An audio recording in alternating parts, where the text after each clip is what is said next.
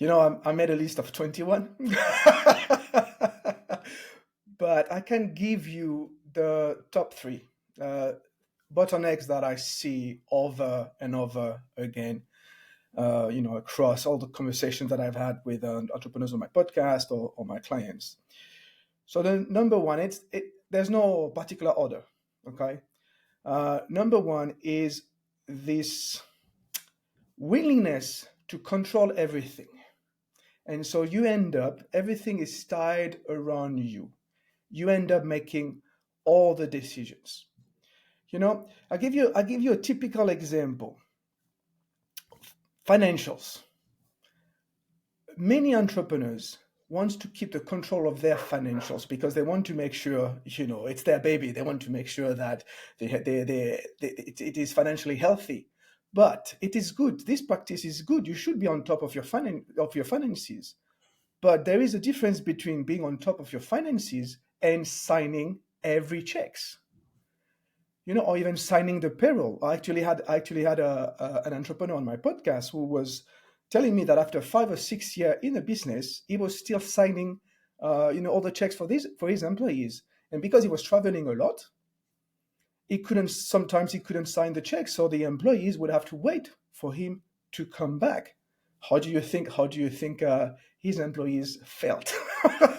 No, 10 out of 10 ratings there. Yeah. So that is the number one bottleneck. Number two is the inability to let go.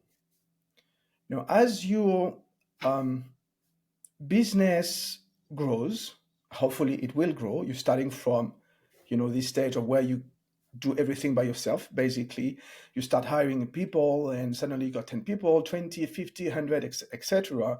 You're growing your revenue too at the same time. But as you're going through that process, that scaling, you need to make sure that your role evolves. And you cannot run a company with one employee the same way that you run an employee with 50 companies, right? And so making sure that your role evolves, for instance, means that the bigger the company becomes, the more detached you should be from day-to-day operations, right? Because you need to focus more on strategic thinking. You need to think more in terms of how can I make sure that my staff are happy and engaged all the time. But you can't do that if you don't let go. And this is actually one very critical area that I always talk about most of the time on most of my podcast interviews with entrepreneurs. This is apparently one of the biggest things to do. It's letting go, because it means that you also have to start delegating to other people. And delegation can be very scary sometimes. And we go back to the first bottleneck, keeping everything tied around you. You want to keep control. I can give you an example of a client that I work with on that particular bottleneck, letting go. But we didn't know that when we started working together, that we didn't know it was his bottleneck. But when he approached me, he said, I want to grow my business, but I don't know where to start. And also, I want to make sure that I am still involved in project management, because I love project management. I love dealing with clients. I was like, great. But then we started digging. And what we realized through the coaching sessions is that he was actually afraid of letting go project management, because in his mind, it meant that he would lose quality, it would lower his quality standards that he has spent years building. But if he had to hire someone to replace him as a project manager, he was afraid that this person wouldn't be able to deliver the quality expectations.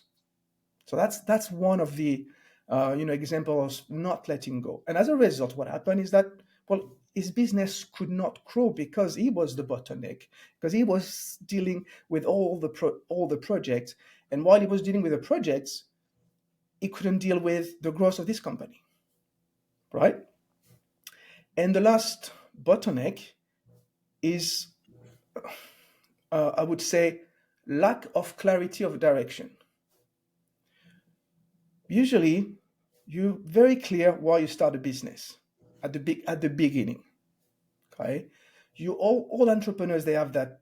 They remember that day when they say, like, I'm going to do it. I know this is why I'm going to do it.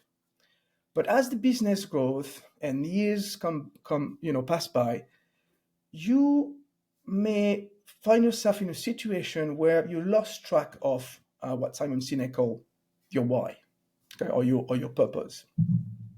But every entrepreneur that I know of, they are starting a business because they crave impact. And that impact drives their direction. But if you lose track of the impact you want to make, then you will lose track of direction. And then you end up with a growth that is not really structured. You end up chasing every opportunities, but not really achieving anything because you're lost. And that's it. That was the three main Mm. bottlenecks. I think with the financial ones, this is so spot on. I remember growing up in our family business, don't let anybody touch the money. Yeah. I heard that one. Giving up control. And I think as we master our roles as like a coach, okay, you get to a level of mastery, and now you start to think maybe nobody can do it as good as me. However, your role Exactly. changes. You've got to evolve and grow. I agree with that one. And these fears of letting go, I think that's just so true because we all have that fear of being taken advantage of. Mhm. What if I delegate the role or the job to somebody else and they don't do as good a job as I can? And then those fears, what if somebody now criticizes our business, this thing that I've been growing for 20 or 30 years, and they criticize our quality? How can I look at myself in the mirror? And I Yes. think we all have those insecurities, but we don't want to talk about it so much, but we're looking for a solution. It's like people go, well, yeah, I know that. How do I get out of it? So in terms of Exactly. getting past that, what growth does a business person need to undertake to get through those bottlenecks? Yeah. It's I think the first aspect is to develop self-awareness. You need to work on yourself because you need to realize that you are the bottleneck. That you don't let go. You need to realize that you are not letting go of whatever it is, or maybe the financials, and that because of that, you are putting your business in jeopardy, right? Because you're blocking the growth potentially of your business. It's like being that you're the engine, you're the art of the business, you are the engine, and when the engine grips, what happened? Well, the vehicle stops, slows down, and stops. It's exactly the same with you as the entrepreneur, the founder. When you're stuck, because when you build a bottleneck, you're stuck. What happens is that your vehicle, your company, slows down and gets stuck too. And so, first, be aware of your actions, be aware of yourself, grow your own, be conscious of what you do. But sometimes it also takes others to tell you that you're the bottleneck. You know what? Self-awareness is like having bad breath. Everybody Yeah. else knows except you. Somebody comes Yes. and taps you on the shoulder. Yes. Been smoking cigarettes? How many coffees did you have today? Ah, but exactly. So it is difficult, but it has to be done because we talk about growth mindset. Growth mindset it starts with self-awareness. Emotional intelligence starts by self-awareness. Number two, you need to listen more. Listen to what the people around you tell you. To go back to that example of the my guest who was signing the checks. So one day, one of the person he hired to do exactly that job told him, "Look, you're being the bottleneck. Why are you signing all the checks? Do you know what happened when you keep on signing the checks for the employees? We don't get paid on time, etc., etc., etc." And then that was like, the realization for him was like, "Oh damn, but he was able And to that's not realize it that's because he not the listened. impact that they want, is it? I'm They're sorry. trying to achieve the other thing. They're trying to make a positive impact in these people's Yes, lives. They're trying to become an influential leader. But yes, if you're not signing the check, it's going to have that negative effect. of course, of course, absolutely. So listen to what other people tell you. It's really, really important. And I would say also another element that you can use to get past those bottlenecks is to reach out. We know when we are stuck. We know. We know when we are the bottleneck. We know something is wrong. Okay, so I'm self-aware. Okay, I know. I realize something is wrong. Now, be humble and realize that you can't solve it by yourself. So what do? You reach out to people, reach out to your peers, other entrepreneurs, because I am pretty sure that other entrepreneurs have been through what you've been through. Reach out to people like you and me, coaches or mentors. Reach out to your employees just to maybe test your assumptions about yourself. But you need to reach out. You can't solve everything by yourself. And that, by the way, takes humility. And it's a problem for entrepreneurs because many entrepreneurs have a big ego. We think we have to know everything. In Yes. reality, we don't. One of my clients reached out to me yesterday. The email came through late afternoon and he said, we need a new board member for the business. He said, do Mm. you know how to do that? And I replied back and I said, I don't know how we get one, but let me ask. And I reached out to another friend who's a coach, and within 15 minutes, he sent me back the exact details on how to Mhm. bring in a board member. I also wrote to one of my clients and said, hey, we've got board members in your business. How do we actually now find one? We've got the strategy. How do we find one? And he writes back immediately. And I said to my client, I've spoken to my clients and this is how we do it. And he was so thankful. He's like, that was so quick. We Yeah. don't have to know all the answers. We've just got to be willing to ask the questions. And we've got to get away from our own ego, thinking that we've got to know it all or be all things to all people. But you Yeah. ask the questions because everybody knows everything. If you're willing to ask, you can find it. Absolutely. Absolutely. Now, once people start to make these improvements and they're no longer the bottleneck in their business, they're starting to delegate more tasks and empower their staff, and they get other people to sign the check so they get paid on time. They start to learn and grow. By Mm. making these improvements, how does it lead to a better future for them and their teams? I would say all comes down to allowing yourself to thrive in your business.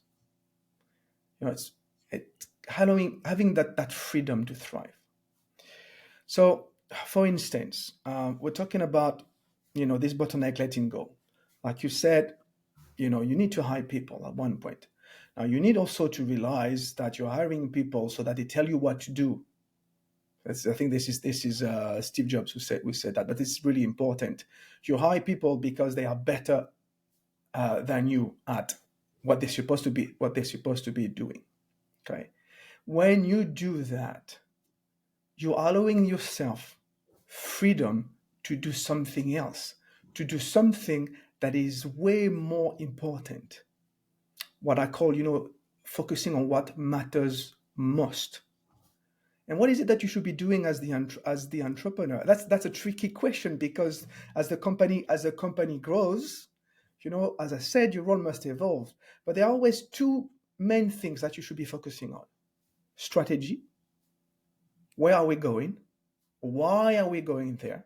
Is it aligned with the impact that I want to make? Okay.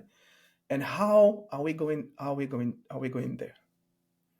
And the second one is what I think we can summarize it into processes. Okay. It's how to make sure that everything works smoothly all the time. Do I have the right people, for instance? Are they doing the right things? The thing that they're supposed to be doing? Have I empowered them to not only take responsibilities, but also, very importantly, make decisions? Because hiring people so that you can delegate tasks is good, but you should also be delegating decision making. You don't have to make all the decisions by yourself, otherwise you go back to that bottleneck number one, and when everything is tied around yourself. The money.